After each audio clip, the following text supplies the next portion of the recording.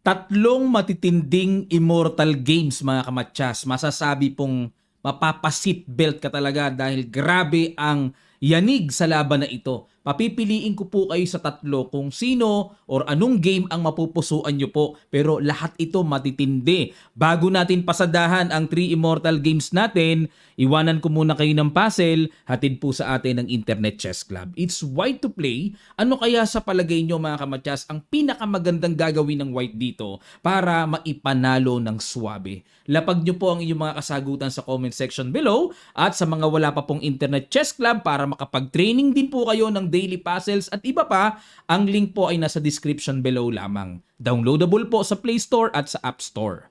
Unahin natin sa laban nila Nesmetdinov Rashid. Sino po di nakakakilala kay Nesmetdinov? Nako, makikilala nyo ngayon yan.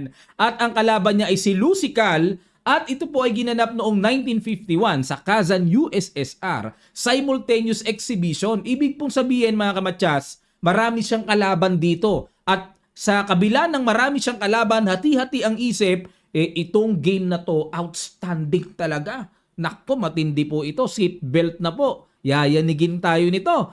Ang ginawa ni Rashid, nag-D4. Knight F6 si Lucical. C4, G6, Knight C3, D5. Ito po yung tinatawag na Gruenfeld defense. Pasensya na po kayo, walang picture si Lucical ha. Hindi po kasi ma-search eh. Si Nesmetdinov lang ang meron eh. Kumapture, C takes D5, exchange variation ang tawag dyan sa Gruenfeld, Knight takes D5, kaya po kinakain yon para maka-E4. Mabuo ang control ng sentro. Principle, control the center. Knight takes C3, B takes C3, at yan po ang isa sa importanteng sangkap ng Gruenfeld defense. Pag nag-C5, kumbaga maaari, wawasakin ang sentro kagad ng puti. At nag-Bishop B5 si Nesmetdinov. Check, hinarangan ng knight at nag-D5. Kasi naman mga kamatyas, pag knight C6, talagang tinetempt ang puti na pa-D5-in. Siyempre, nakapin. Hanggat maaari, talagang kukuhanin kagad yan para one piece up kagad, para lamang kagad ng isang opisyales, di ba? At nag-Queen A5. Yan naman pala ang laman dito ni Lucical. Yan ang ibig sabihin. Kaya niya pinapa-D5 talaga dahil pagtira niya ng Queen A5, threat niya ang bishop at may threat pa siya sa pawn C3. Pero dito mga kamatyas, sorpresa ang ginawa ni Nesmetdinov. No? Nako, kung ako po titira ng puti, parang wala sa isip ko yung ginawa ni Nesmetdinov. Ano yon? Queen A4. Ha? Sorpresa! Kasi po, yung pawn C3, hanging, pinapakain. At itong Queen A4 na to, noong araw wala pang computer engine, pero sa panahon ngayon, number 1 choice ng strong computer engine. Queen A4. At natakam naman si Lucical, nagtaka. Ha? Pinakain yung pawn C3? Check, double, kuha tore. Nag-king E2 lang. Oh. Kwentado pala mga kamatyas, kwentado. Bishop D7 muna. Ayan, kasi po dito mga kamatyas, namnamin lang natin konti sandali. Pag minadali kasi ng black, nakainin ang libreng tore, kakapturin po ng pawn. Naku po, katakot-takot, na deliryo ang aabutin dito ng black. O, imagine niyo po, kain-kain, naku, double-double. Okay, delikado ang king dyan sa gitna. Kaya dito po mga kamatyas, ang ginawa muna ni Lucical, nag-bishop D7 muna para kahit papaano, maka-knight D4 check na. Pagka hindi pinansing kainin, ang knight sa C6. Yun nga lang, kinain na. At kinain din ng pawn, kinain din ng bishop, at nag-rook D8. Ayun, para syempre depensahan ang bishop. Kasi kung kakapturin po, double pa rin naman makukuha din ng tore doon sa A8. Paki-imagine nyo na lang po, no? Nag-Queen B3. Ang bibigat ng bitaw. Queen B3, ano? Grabe, tinan nyo naman, Ang una ko nasa isip dito, parang gusto ko lang mag-rook B1 O kaya iangat ko yung bishop para, ay hindi rin pala, kala ko naman. Nakakonekta na, may tulog pa nga palang knight. Oo, kala ko madidepensa na. Rook B1 lang nasa isip ko, pero unexpectedly, ang ginawa ni Nesmetdinov, nag-Queen B3. Lugaw na naman ang isip natin ito. Pinapakain ang tore sa A1. Natakam na naman si Lusical. Libre eh. Ika nga, mas masarap ang lasa ng libre, di ba? Queen takes rook at dito po mga kamatsas, nag-bishop b2. Nako, kulong yata, walang pupuntahan ang queen. Ayun, may queen b1 pa. At unexpected move na naman, number 1 sa tira ng computer engine. Sige po, this time ipapag-guess ko na po sa inyo. Ano kaya ang brilliant move na binitawan dito ni Nesmet Dinob? Sa ilang sandali lang, tutuloy kagad natin. Start.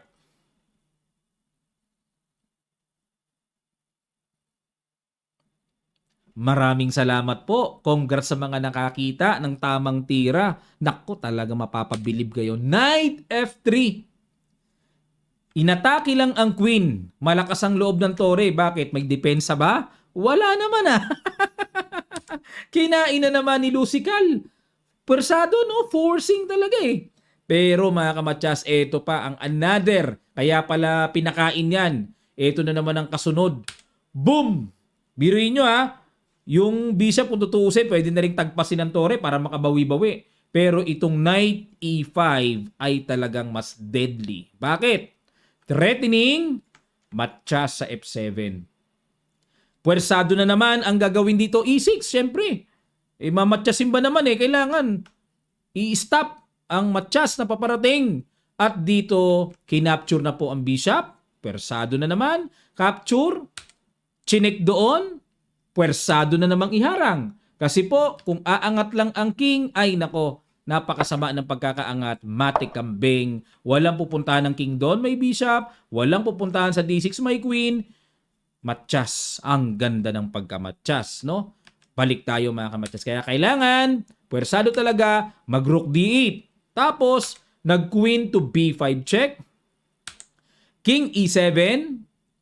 Queen b7 check. Grabe, no? 100% accuracy. 100%. No, parang nadali ng computer engine pero 1951 po 'yan. Ha? Long game 'yan, walang engine. Queen takes f7, takbo na naman. O ito yung sinasabi nating takbo hangga't may lupa.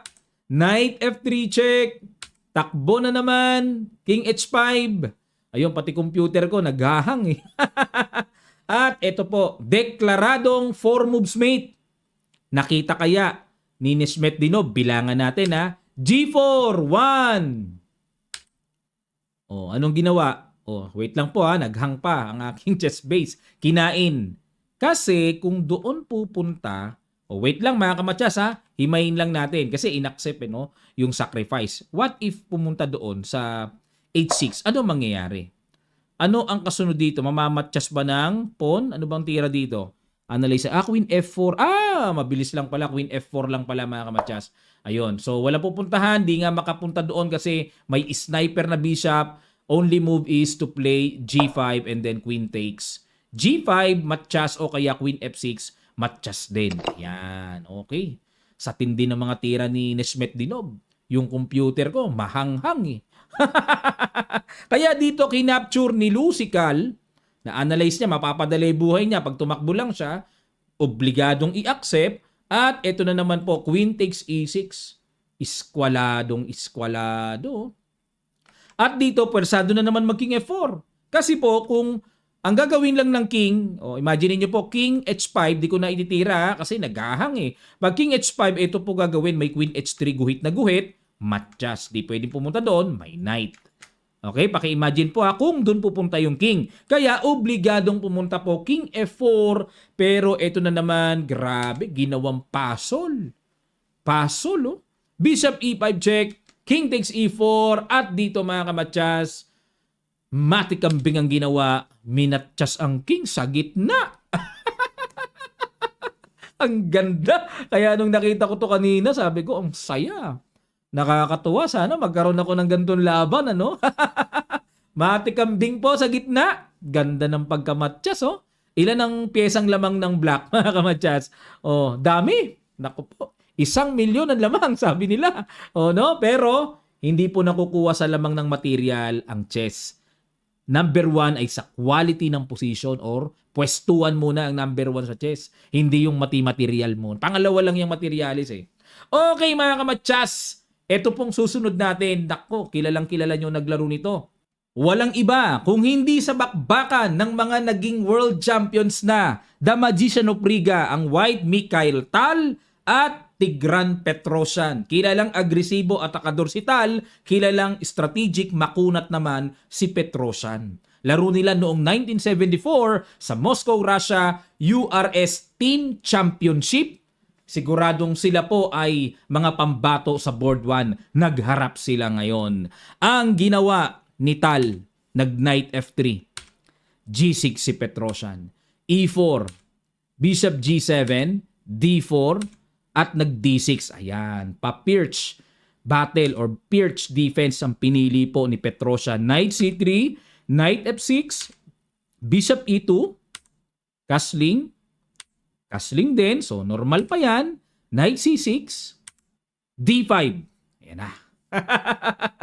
Yan ang gusto ko kay Tal no? Talagang uma-abnormal kagad. Opening pa lang eh. Akalain nyo mag D5 atake kagad ano?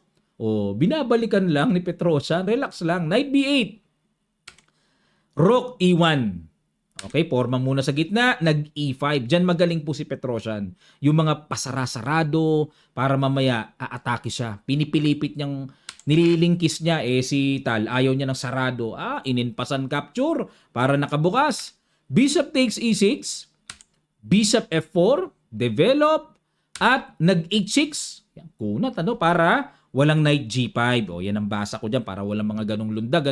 Pero dito naman dumaan sa kabila. Maatake lang ang bishop sa E6 at iniwas ni Petrosyan. Si Petrosyan po, naobserbahan ko sa game niya, isa siya sa ayaw ibigay ang bishop ng ganun-ganun lang sa knight. Common theory naman yan, pero siya talaga yung sensitibo pagdating sa bishop. Kilala pong yan ang mga laro niya eh. Queen D2. Siyempre, inatake yung H6, King H7. Sinuportahan. Ayun na, bumira na. E5. Rock and roll talaga, Kain. At nag-knight E4. Ayun, mga kamatsas. Pag knight E4 dito ni Petrosyan, ang idea niya, oo nga, libre yan. Pero may atake and gusto niyang makuha kaagad yung bishop sa E5. Okay, para makuha, ma-bishop pair ang advantage ng black kasi pag may bishop pair, matalas yun eh.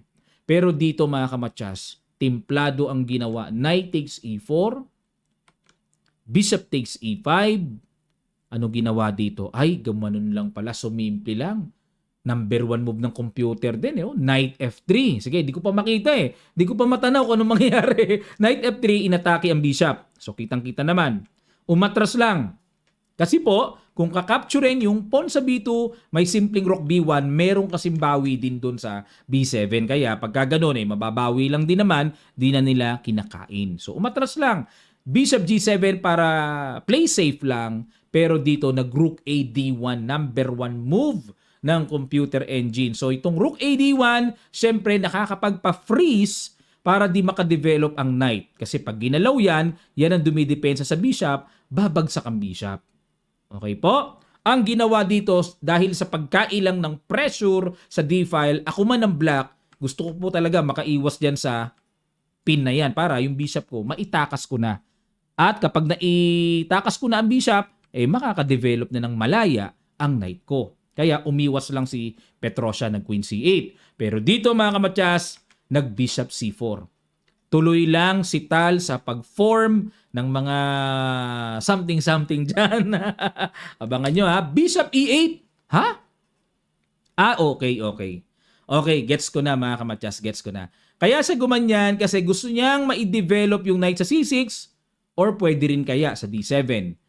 Sa madaling sabi, gusto niyang buhayin yung development ng knight Patay sa B8 Hindi makadevelop bumalik Yan. Dito po mga kamatyas, natumbukan na naman ni Tal ang number 1 move ng computer engine.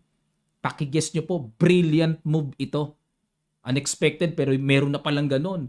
Papasil ko sa inyo sa ilang sandali lang, tutuloy kagad natin. Start!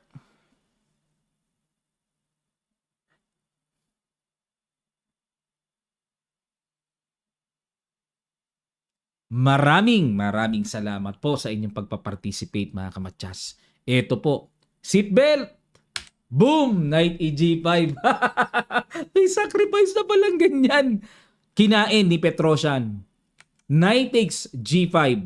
King G8. Ayan. O di okay na. O nga, nakapag-sacrifice ka. O masabing nakabrilliant ka. Pero dapat alam mo itong continuation na to. Ito yung medyo binibilit, mahirap din makita. Queen F4, mga kamatsas.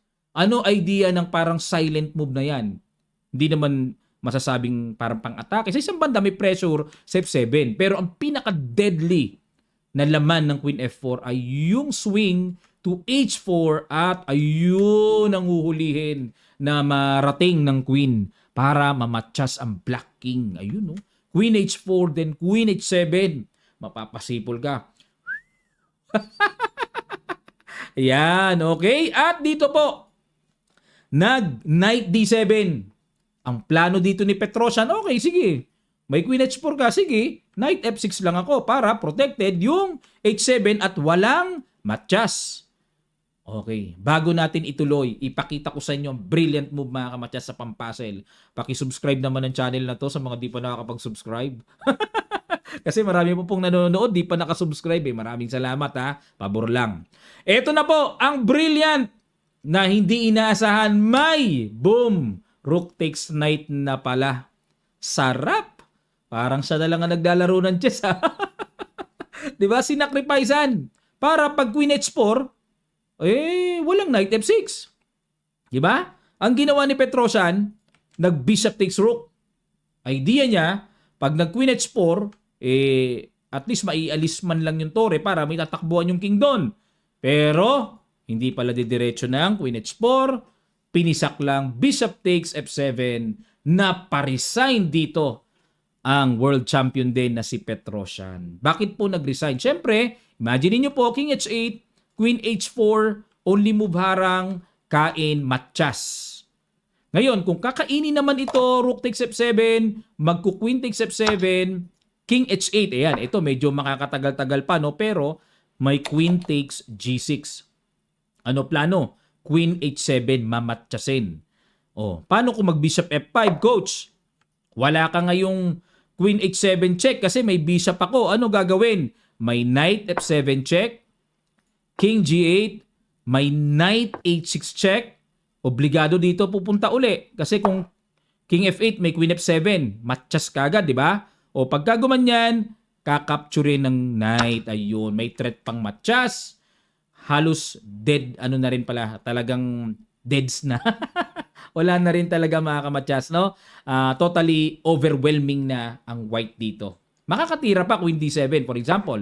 Queen D7 para masabing pang depensa pero may Queen H5 check. Tuloy lang natin. King G8 and then Knight E7 check. Tuloy natin King F8. Ano natira? Queen F3 check. Hindi pwedeng bumalik doon, may Knight. Obligado. King E8 and nako, saan nyo dadalhin yung Knight? Deads na. Knight C6. Ayun. Yan ang ending. Yan ang ending. Obligado iharang ang bishop or queen. Talo na rin. Galing, ano? Galing. Bravo. Kaya ang ganda ng pangalawang laban na to, no? Ayan. So far, mga kamatsas, sa unang laban na nakita nyo, pangalawang laban na ito, pero yung pangatlong laban, wag ka ha, wag mo memenosin yun. Next tayo sa huling laban. Ang huling laban na ito, nako, matindi ito mga kamatsas. Seatbelt din ito, nako. 2015, modern times muna tayo, no? Ginanap po sa China, sa Hainan, Danzhou. Laro po nila Wei Yi, taga China mismo, at si Bruzon, na taga Mexico, kung di ako nagkakamali, pero super grandmaster din yan. Okay po mga kamatsas. Ang ginawa ni Wei Yi, nag-E4. C5, sinalubong ng Sicilian ni Bruzon, Knight F3, E6, Knight C3, A6. Pa-Sicilian kan. Nag-Bishop E2. Aba, ayaw bumitaw ng D4, ano? Madalas nating nakikita yung D4 open Sicilian Knight C6, ayun. Saka sinalubong po ng D4. C takes D4, Knight takes D4, at Queen C7. So, yan po ay Sicilian kan variation. Isa po sa mga positional at makunat na Sicilian, yung kan. At nag-castling, Knight F6 develop, Bishop E3, develop lang. Bishop E7 at nag-F4. Ayan. Okay? Unang paramdam ng pang-atake. No? Si Wei Yi po kilala po sa Asia na malakas umatake sa panahon natin ngayon.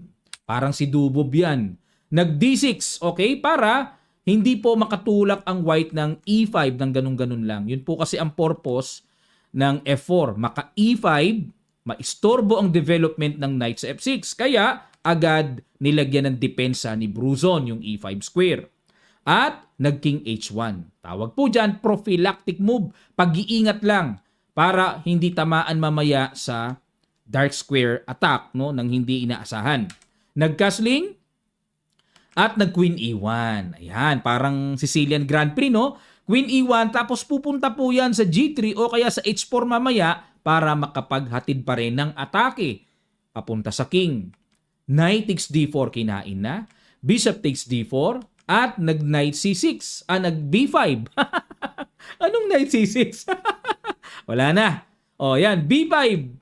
Para mag-bishop B7. Yun ang nasa isip ko, hindi knight C6. Bishop B7.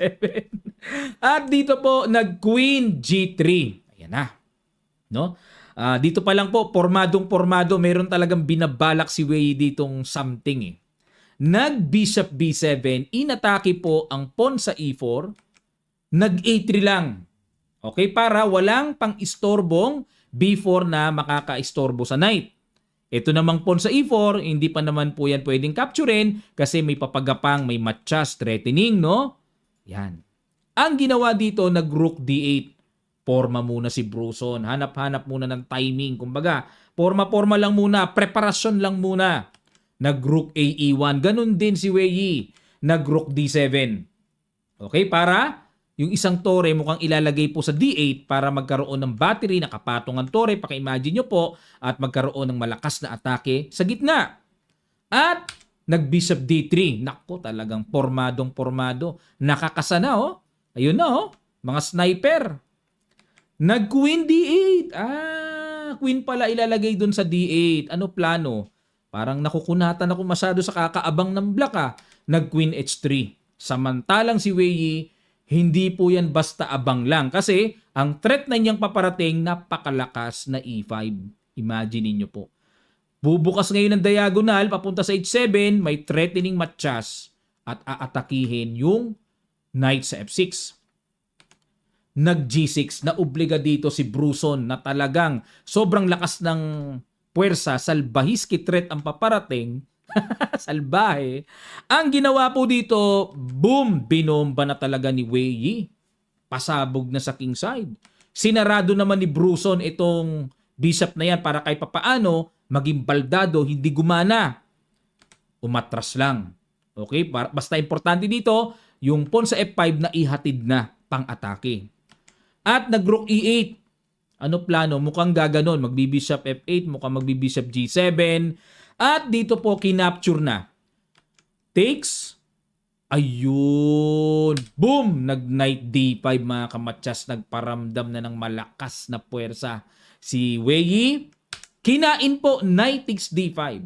Dahil ang inaasahan nga po ni Bruzon, simpleng kakapturin lang yan.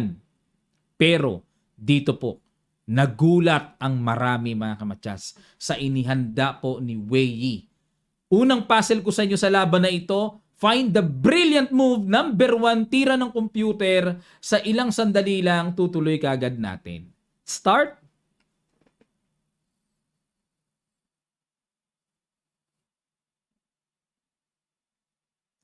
Maraming salamat po mga kamatsas. Boom! Rook takes F7. Woo! Party, party! Party, party! Rock and roll. Yan ang masarap na laban, ano? Sacrifice. Ano po ibig sabihin ng sacrifice na yan? Baka naman walang ibig sabihin. Baka naman yan ay bluff lang. 'Di ba? Baka sindakin lang si Barbara ang dating niyan. Meron po kasi ayun no, may paparating na Queen H7, pamatchas po yan. Masakit yan, bituka tama niyan, hindi lang basta ganun-ganun lang yan mga kamatchas. Ang ginawa po, pagka Rook F7, kinain. Okay, pagkakain, ito ang kasunod. Queen H7 check, nakko po. Lakbay aral ang mangyayari sa king nito. Nag-king e6. Kasi po, kung magki-king f6 or king f8, kitang-kita, may pangsalubong na rook, ay nako, hindi tatagal yan. King e6, para kay papaano, matagal-tagal pa, marami pang options, kinain lang po. Kinain lang din ng king. Para sa isip ni Bruson, makatakbo siya, makatago, makatakas. Lamang na siya ng isang tore dito Isang tore lamang. Pero dito mga kamatsas, hindi ko na ipapapasil sa inyo. Baka sumakit ang ulo nyo lalo. Boom! Bishop e4, sacrifice. Kamot ang hindi makate. Ayaw patakasin ni Wei Yi ng ganun-ganun lang makatago, makabalik sa base ang Black King. Di ginawa, kinain, king takes. Sa isip ni Bruson, baliw to Baliw tong taong to Ano pinaggagawa mo? Di ba? Ngayon, ito po ginawa. Boom! Queen F7, sabay biglang tahimik, biglang pumosisyon lang. Yan ang mga binibiling tira. Ano po ibig sabihin ng Queen F7? Brilliant na naman. Para di makabalik yung king doon. Kasi tatakas talaga yan, tatakbo talaga yan Pupunta sa base yan sa pamamagitan ng queen, hindi makatakas ang king, may threatening matches pa. Dalawa ang threat. Dalawa. Deadly threat. Obligado, force na naman, bishop f6 para pigilan ang white queen na makababa to deliver checkmate. Pero ito na po. Bishop d2 check. Nag-king d4. Kasi po, mga kamatsas, pakita ko lang sa inyo, pag nag-king f5, ito po kasi ang gagawin. Rook f1 check. Only move, king g4. Walang ibang pupuntahan yan. Walang bishop f3, pangharang, kakainin lang King g4. May queen takes g6. Anong gagawin? Pagka king h4, kitang-kita po, may bishop e1. Okay? Ngayon, pagka bishop g5, harang, baka mamatchas pawn pa to h3 check. Ngayon, pag nag-king h4, ganun pa rin, bishop e1, no? King h4, madaling maunawaan, matchas. 'Di ba? King g3, para kay papaano, medyo matagal-tagal pa, ay, bishop e1 na rin pala. Ayun. Bishop e1, pareho lang pala, king h4, king g3, bishop e1, matchas. Sa madaling sabi, yung king f5, hindi pwede. Kaya, ang pinili ni Bruson, nakwenta niya, king d4, para takbo, takbo, takbo, o kaya doon takbo, makatakbo, makabalik sa base. Pero ayaw ngang hayaan ni Wei Yi Bishop e3 check ulit. Bumalik uli sa e4. At dito another silent move, Queen b3. Ha? Ang saya. Queen b3. Ano ang binabalak? Ayun lang naman. Queen d3, mamatchasin lang naman ang king sa gitna. Yan lang naman po ang balak, no?